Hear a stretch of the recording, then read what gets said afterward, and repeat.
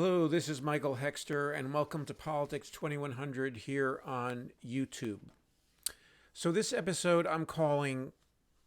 An Example of Real Devastating Impacts of Fantasy Economics, 30 Years of Deadly Climate Action Delay.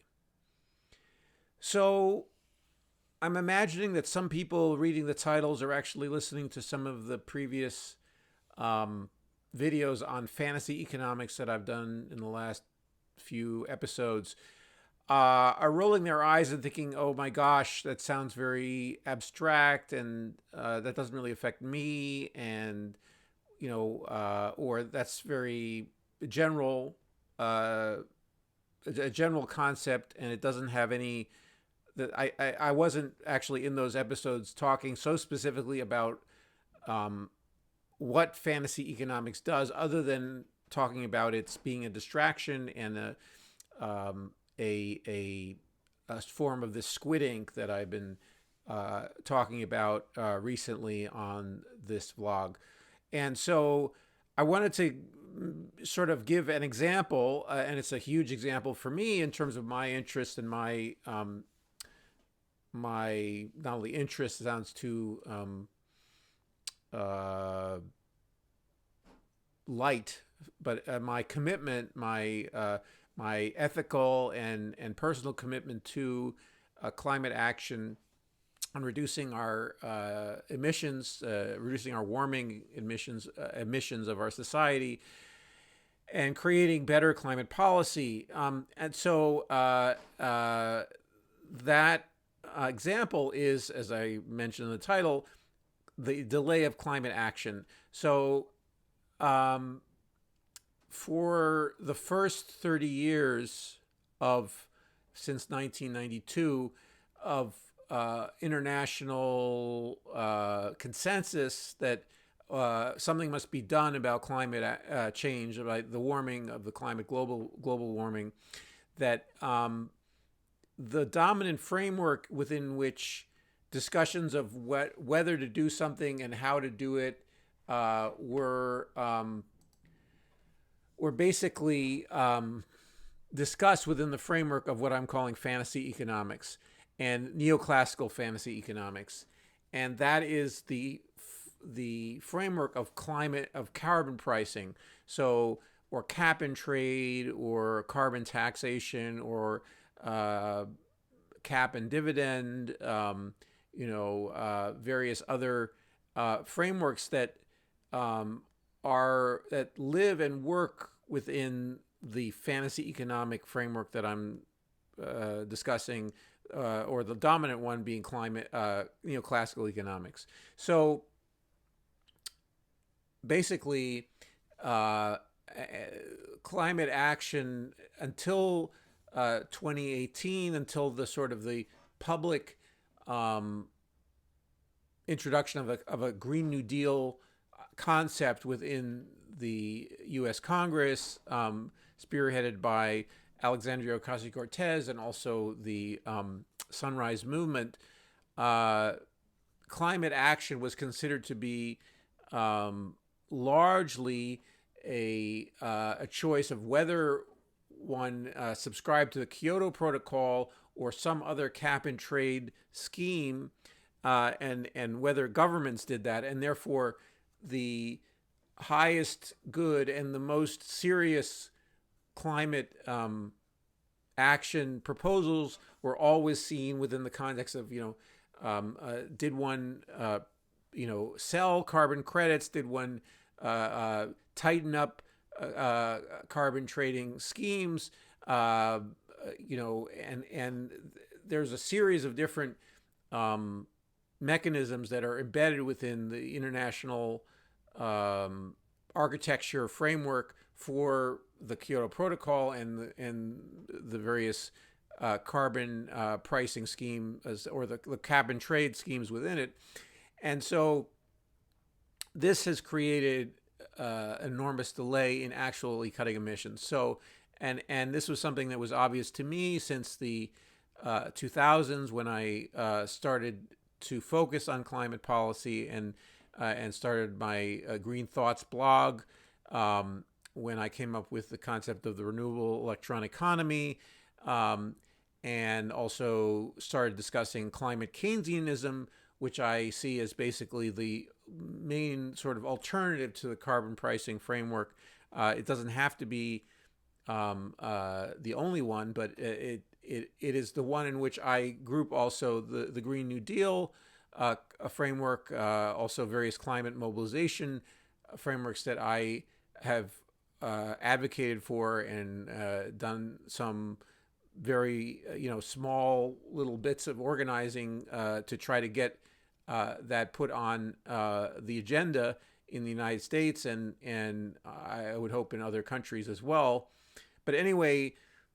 that was the climate Keynesian voice was a very, very small voice. There were a few other, there were some Australian people who were pioneering in what I'm calling a climate Keynesian approach, basically an approach that says governments will direct the, often through declaring a climate emergency, will direct the actions that are climate that will cut emissions by either regulation or investment or actually public enterprises taking on certain roles that previously were in private hands, and new public enterprises that are tasked with transforming the economy so it doesn't emit carbon in a very short time, or in a short enough time for us not to reach fringes climate tipping points, so forth and so on. So anyway, carbon pricing, to me, when I first encountered it, I actually, I didn't out of hand reject it, because I thought, well, maybe it actually could work, and actually but I always preferred in that world the concept of or carbon taxation schemes, but it never seemed to me as though that approach was that different from the cap and trade approach, and so I eventually, as I've been saying, moved on to various forms of a climate Keynesian approach. And now I feel like the Green New Deal framework is as good as any right now. Again, it's still a framework and it's not been filled in, and I'm for a maximalist Green New Deal, and a very rapid one, a very under emergency conditions created. We are in, I believe, in terms of geophysical terms, we are in an emergency already, but a declaration of a climate emergency by governments, both nationally and internationally, and under those circumstances, being able then to transform economies much more rapidly and in a more directed fashion than the various pricing schemes that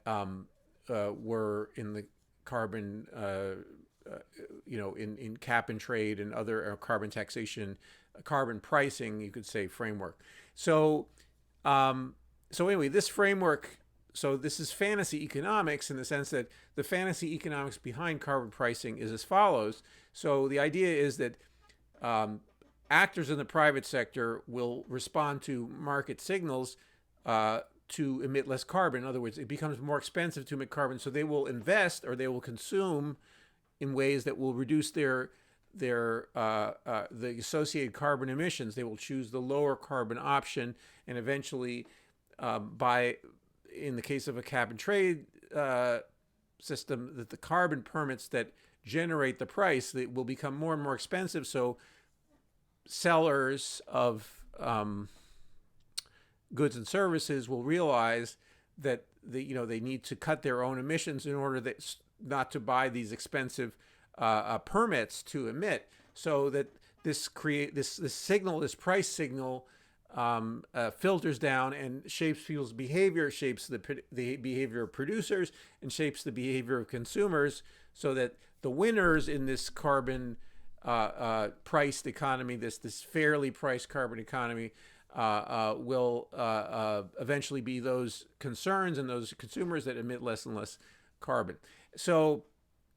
this has never gotten off the ground, and the alternative carbon taxation is when the government decides, this is the price of carbon because of our reckoning, and we will use the price of carbon as a way to influence the same process, but this time by fiat. In other words, by saying, well, the price of carbon should be X, Y, and Z, and also we impose tariffs, so forth and so on, to keep domestic to protect domestic producers from unfair competition from abroad, so forth and so on. So, I mean, there are more sophisticated carbon taxation schemes. And actually, I think within the context of climate Keynesianism, within the context of a Green New Deal, a maximalist Green New Deal, a dirigiste Green New Deal, where the government is directing the process of creating a circular economy. It doesn't necessarily micromanage that process, but there are certain large investments, large blockages to the creation of a circular economy in all nations of the world, and it's not profitable for most private enterprises to build or create those infrastructure that we need to do that. Like, for instance, large transmission lines that go from one climate zone to the other to balance the flow of renewable energy, so that when the sun is shining in one place, but it's sunset in another place, that energy can be transferred, or it's windy in one place and not windy in another place. So I'm just using that as an example, or a ambitious scheme, ambitious way to build high-speed rail, which emits far less carbon emissions than flying, and so and that only can be undertaken by government fiat on a large scale, on a scale that covers the same demand that people have for travel, that our current fossil fueled aviation sector does. So anyway, the carbon pricing idea was that somehow through signals that people would be choosing trains over flying, for instance, and that would create more demand for trains, and then somehow trains would spring up. I'm using an example that already makes that seem ridiculous in some way, because governments that tend to run the train systems are not so responsive to pricing and to demand as our businesses, and the businesses do not have the capital to create enormous train infrastructures that would be required, for instance, in a place like the United States, to do a full-scale high-speed rail system. So anyway, so the carbon pricing framework became kind of a boondoggle, or not a boondoggle, a plaything, an intellectual plaything for people in the climate advocacy community, and also in the climate policy community. So things were talked about in terms of this, either how to design the cap and trade system, how to create carbon credits, selling carbon credits by for instance, from developing countries, often, or forest, trying to improve land use practices by allowing them to sell their improved land use practice as a carbon credit, so they're lower emissions in the agricultural sector, as a credit to an emitting company that didn't want to invest in a better process for their manure ponds in their pig processing plant, or in their manufacturing process for some other non-agricultural um, uh, concern. And so anyway, the this fantasy economics created a blinders around the climate. The people who said they were concerned about climate, that they didn't understand, in my opinion, and in the view of what, in terms of what actually has happened, they didn't understand the challenges facing us in the real challenges facing us in transitioning to essentially a zero emitting or net zero emitting economy overall, a circular economy. And they continue to be enmeshed in this system, which was which is a system of delaying action, delaying a plan, for instance, as I've written before, and a plan to basically to stepwise dismantle the fossil fuel industry, because that's implied in creating a net zero emitting society, that we would eliminate the fossil fuel sector stepwise and in a planned manner. And that doesn't emerge from the carbon pricing systems, because they in part are supported by fossil fuel interests, because the ones that are not on the what one would call hard climate denial, in other words, those parts of the fossil fuel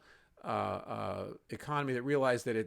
they will eventually need to change, but they want to delay as long as possible the moment when their production would be cut down, either by the market becoming, their market for their products becoming so small that they wouldn't invest in it anymore, or by governments deciding, telling them, you can't do that anymore, you can't build that new facility. So anyway, this framework sort of has enmeshed. So this fantasy economics enmeshed people for 25, 30 years in the idea that, and it basically, it created a way to postpone the conflict, the real conflicts between interests, political and economic interests, that are incorporated in the idea of acting on climate change, because it is there. But the people who, including people who are part of the 350, I'm wearing a T-shirt here, 350.org. People wanted to shy away from this climate, this stark confrontation. That now, fortunately, there are groups both on the activist side but also on the policy side that realize that this is the wrong way to go about it. There are other challenges now with regard to what's being proposed as climate action, but that climate action is no longer, luckily, we've become liberated to some degree from this fantasy economics. We haven't, I think, embraced the real economics, the infrastructure for creating that real policy framework is very sparse and weak in most countries of the world. But I hope to be contributing through my writing and through these videos and so forth and so on, and in other work, to creating that infrastructure, so it becomes a very real choice for policymakers to elect to ban certain activities that are and also to create incentives too for invest in better infrastructure, better a more eventually a circular economy, eventually to create rules and infrastructure that will allow that to happen more easily. So anyway, but that unfortunately, for people who believe in this sort of magical tweaking of the economy and the pricing of carbon, that unfortunately that involves some more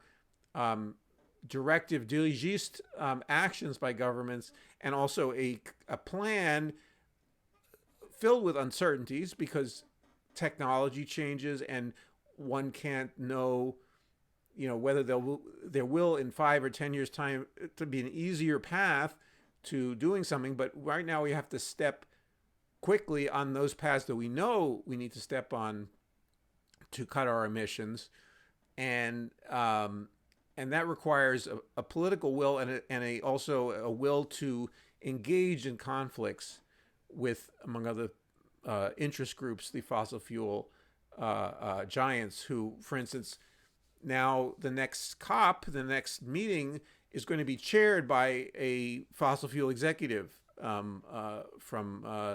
UAE. So, and that's where it's being hosted. So that symbolizes in a way the problem of the international process that has been built around delaying conflict with the fossil fuel industries. It's essentially, it's a, it now there are ways in which now currently we are on a path to something like an extremely weak and weakened form of what I'm calling climate Keynesianism. Joe Biden's IRA, Inflation Reduction Act, which was the faint whisper of the still also quite faint whisper Build Back Better bill. It got progressively weakened over the last 2 years. That is it's a faint whisper of a Green New Deal concept, and so it kind of highlights new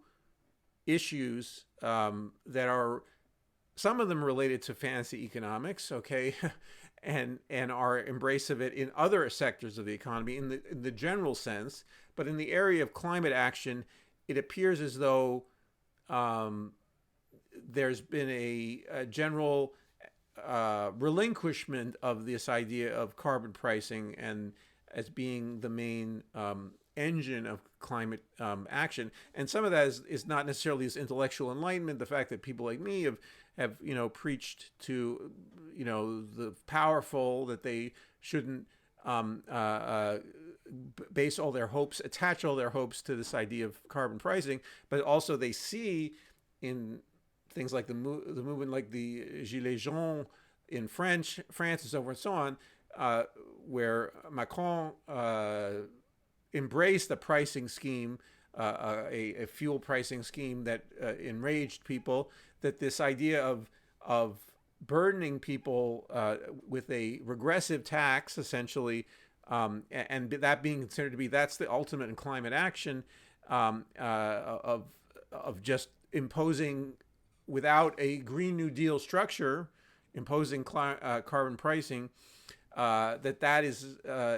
politicians see that failed. They see that they will get voted out of office. That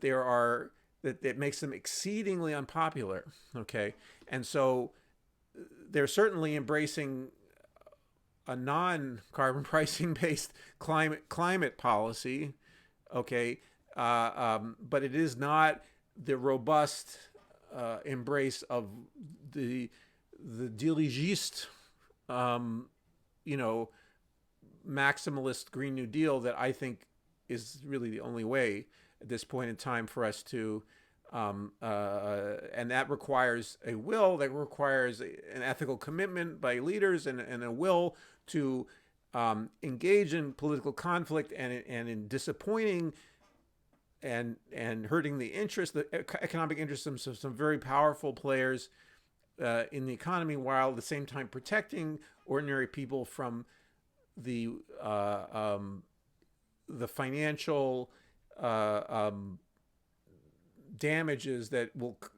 may be part of a transition, and that might be, especially the differential damages, so forth and so on. So that, which is often the Green New Deal focuses on a lot more, and especially a robust Green New Deal.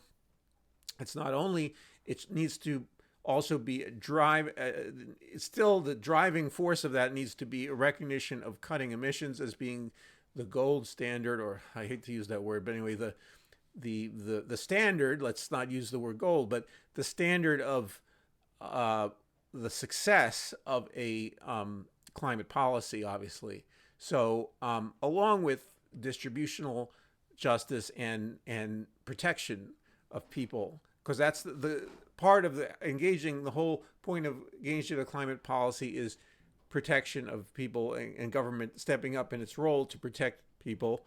And this is something that, among other things, the carbon pricing framework, the neoclassical fantasy economics, leaves out. So to be so that that view of the role where government sits in an economy, how it works in an economy, or where it doesn't, is a product, is a child of the neoclassical fantasy economics. That the government is kind of a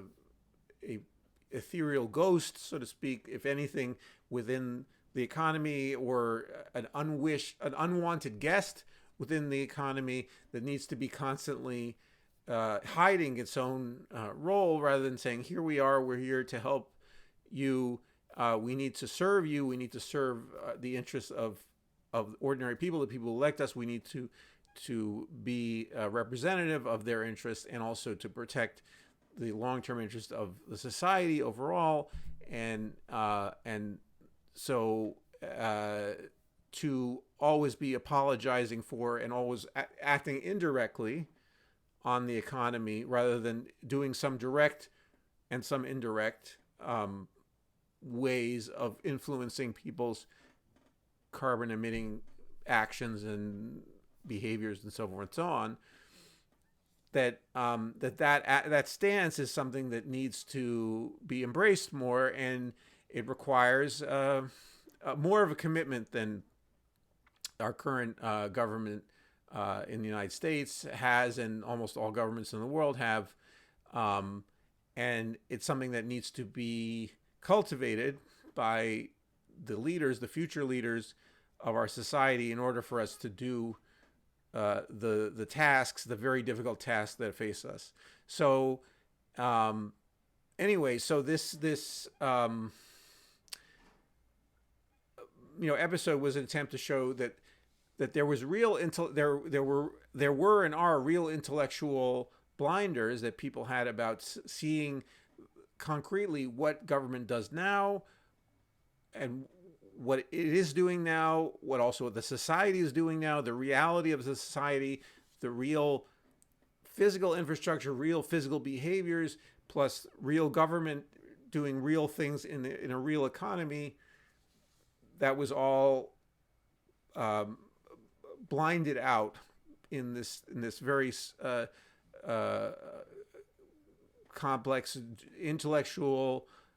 game that was being played in the guise of climate policy, and has landed us here now at a point where we are even in greater danger than we were in 1992, when the idea of a climate policy was considered to be, and climate action was considered to be, advisable and by the leaders of the most leaders in the world. So anyway, and a gradualist policy at that point seemed like it could work, but now gradualist policy is foolishness, and it will only be undertaken to be eventually discarded when really we keep on experiencing more and more climate disasters of various kinds. So anyway, so I think I've explained in some detail what I'm concerned about in fantasy economics, and how that also could, the same approach, or similar approach is also influencing how we're addressing the real problem of inflation, and right now, and also how inflation is being used against the interest of working people, against in the current policy environment, and also retirees and or especially future retirees. So we have a public sphere that is still not grappling with and focusing in a real way about the challenges we face, and that is a general problem. So I'm just using climate policy as an example of that, but also it's, as you might imagine, it's an enormous problem in and of itself. It could be all encompassing. It is not all encompassing, but it's getting there, and it also, but it suggests how removed from reality some of our public discourse is. So anyway, so I will stop here, and please share your thoughts in the comments below, and please like this video if you liked it. Also, please subscribe to Politics 2100 if you think you're getting something out of it and you want to get notifications of future videos. And I look forward to seeing you in the next video. Thanks.